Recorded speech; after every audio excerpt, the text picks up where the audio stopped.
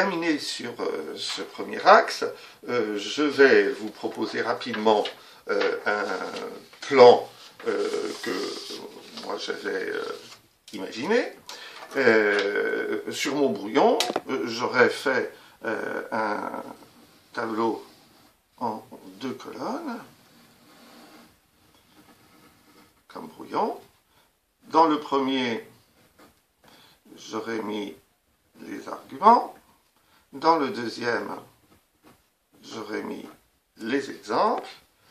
Et mon premier argument aurait été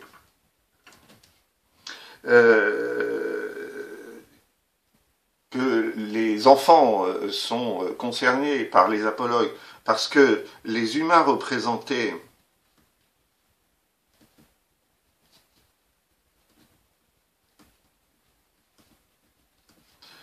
sont simplifiés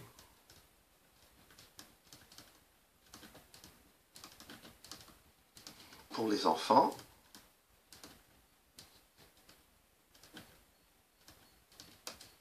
Et les exemples que j'aurais donnés, ou l'exemple que j'aurais donné principalement, c'est celui de Candide, en étudiant son nom. On avait dit qu'il était naïf, et donc d'une certaine façon qu'il, comment dirais-je, était resté, bien qu'il soit un adulte, au niveau de l'enfance. J'aurais aussi insisté sur son style, car vous vous rappelez que lorsqu'il tire la leçon de ses aventures, eh bien, il utilise un langage simplifié, voire simpliste, un petit peu comme un enfant buté. Hein. Je vous rappelle les 2 expressions qu'il utilise une fois que Pangloss, son maître de philosophie, s'est exprimé. La première expression, c'est « Je sais aussi, dit Candide, qu'il faut cultiver notre jardin ». Et à la fin du livre, il dit « Cela est bien dit, répondit Candide, mais il faut cultiver notre jardin ». Et donc, vous voyez que ce personnage est simplifié et d'une certaine façon, même si c'est un adulte, et même s'il a progressé au cours du roman, il reste à portée de l'enfance qui peut s'identifier à ce personnage et à son style. Bien évidemment, le deuxième point porte sur le monde merveilleux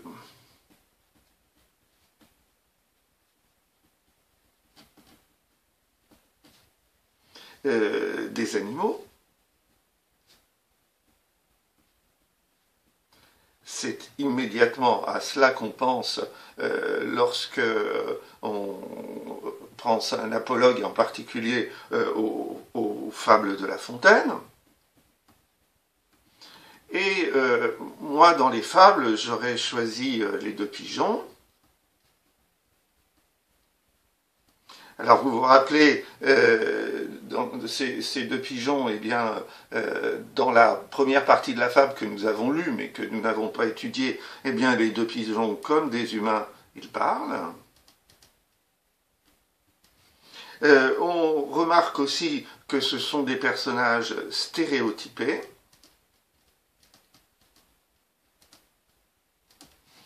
En particulier, il représente 2 stéréotypes, le couple amoureux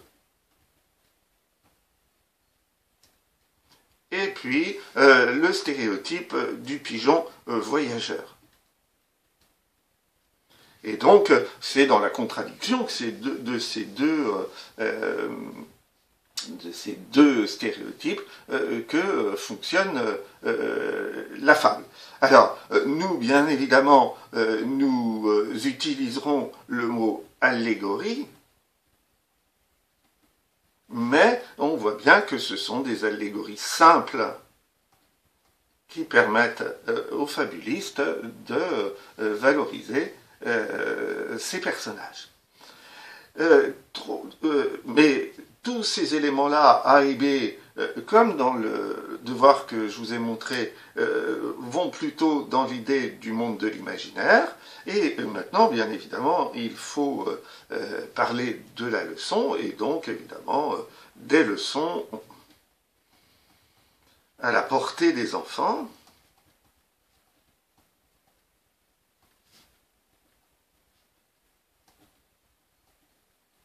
Alors, pour montrer cela, je serais parti du texte de Malebranche,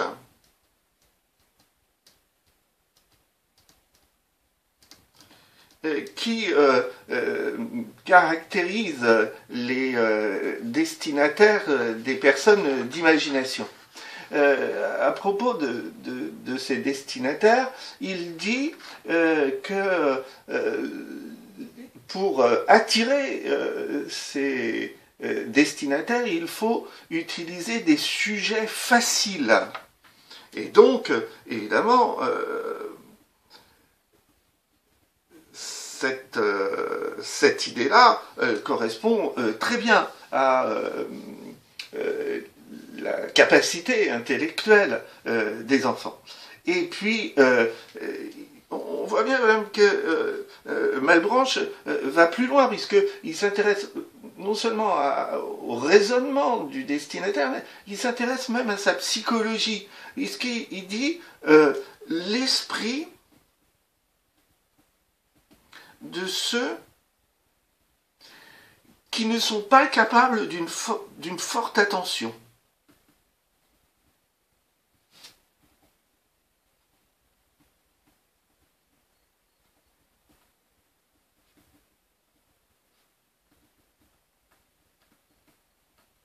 Et là, on voit bien effectivement que à travers cette définition-là, eh bien, il perçoit très bien la psychologie enfantine. Alors,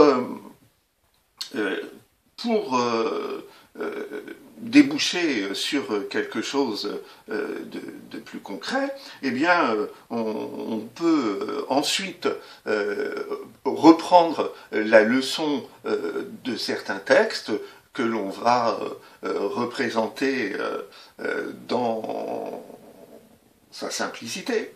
Alors, par exemple, on pourrait prendre l'exemple de la lettre de Madame de Sévigné, où, de façon très évidente, on se moque de l'orgueil de l'archevêque, ou encore la fable de Perrette, où on prévient qu'il faut avoir des projets, mais qu'il faut rester raisonnable dans ces projets, ou encore revenir à la leçon de Candide, qui, si elle est destinée aux enfants, montre l'intérêt de la coopération dans un ouvrage commun représenté par le jardin.